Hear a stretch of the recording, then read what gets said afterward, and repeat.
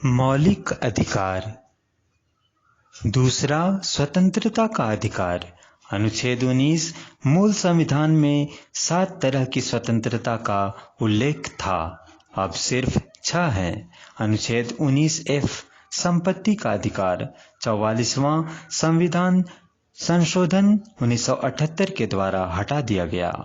6 तरह की स्वतंत्रता का अधिकार। पहला, अनुच्छेद 19A बोलने की स्वतंत्रता। दूसरा, अनुच्छेद 19B शांतिपूर्वक बिना हथियारों के एकत्रित होने और सभा करने की स्वतंत्रता। तीसरा, अनुच्छेद 19C संघ बनाने की स्वतंत्रता।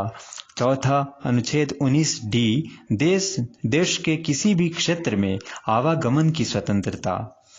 पांचवा, अनुच्छेद 19E देश के किसी भी क्षेत्र में निवास करने और बसने की स्वतंत्रता, अपवाद जम्मू कश्मीर। 6, अनुच्छेद 19G कोई भी व्यापार एवं जीविका चलाने की स्वतंत्रता। नोट, प्रेस की स्वतंत्रता का वर्णन अनुच्छेद 19A में ही है। अनुच्छेद 20 अपराधों के लिए दोष सिद्धि के संबंध में संरक्षण। इसके तहत 3 प्रकार की स्वतंत्रता का वर्णन है। किसी भी व्यक्ति को एक अपराध के लिए सिर्फ एक बार सजा मिलेगी।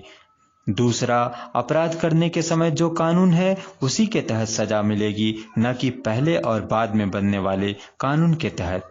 तीसरा, किसी भी व्यक्ति को स्वयं के विरुद्ध न्यायालय में गवाही देने के लिए बाध्य नहीं किया जाएगा। अनुच्छेद 21 प्राण एवं दैहिक स्वतंत्रता का संरक्षण। किसी भी व्यक्ति को विधि द्वारा स्थापित प्रक्रिया के अतिरिक्त उसके जीवन और व्यक्तिगत स्वतंत्रता के अधिकार से वंचित नहीं किया जा सकता है। नोट, अनुच्छेद 21 के तहत प्रत्येक सरकार का दायित्व बनता है कि वह अपने नागरिकों को स्वस्थ एवं स्वच्छ पर्यावरण उपलब्ध कराए। इसके लिए भारत सरकार ने संसद से राष्ट्रीय हरित न्याय अधिकरण अधिनियम 2010 पारित कराया। अक्टूबर 2010 में राष्ट्रीय हरित न्याय अधिकरण की स्थापना की गई। राष्ट्रीय हरित न्याय अधिकरण की मुख्य पीठ नई दिल्ली में है, जबकि 4 अन्य पीठें भोपाल, पुणे, कोलकाता एवं चेन्नई में है। राष्ट्रीय हरित न्याय अधिकरण देश में पर्यावरण से संबंधित मामलों के लिए उत्तरदायी है। अनुच्छेद 21 का राज्य 6 से 14 वर्ष के आयु के समस्त बच्चों को ऐसे ढंग से जैसा कि राज्य विधि द्वारा अवधारित करे निःशुल्क तथा अनिवार्य शिक्षा उपलब्ध करेगा।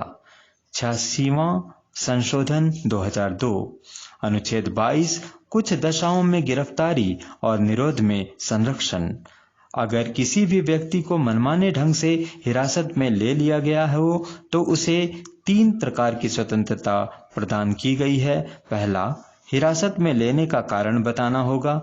दूसरा, 24 घंटे के अंदर आने जाने के समय को छोड़कर उसे दंड अधिकारी के समक्ष पेश किया जाएगा।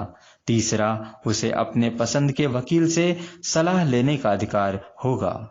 निवारक निरोध। भारतीय संविधान के अनुच्छेद 22 के खंड 3, 4, 5 और 6 में तत्संबंधित प्रावधानों का उल्लेख है। निवारक निरोध कानून के अंतर्गत किसी व्यक्ति को अपराध करने के पूर्व ही गिरफ्तार किया जाता है। निवारक निरोध का उद्देश्य व्यक्ति को अपराध के लिए दंड देना नहीं, वरन उसे अपराध करने से रोकना है। वस्तुतः यह निवारक निरोध राज्य की सुरक्षा, लोक व्यवस्था बनाए रखने या भारत की सुरक्षा संबंधी कारणों से हो सकता है।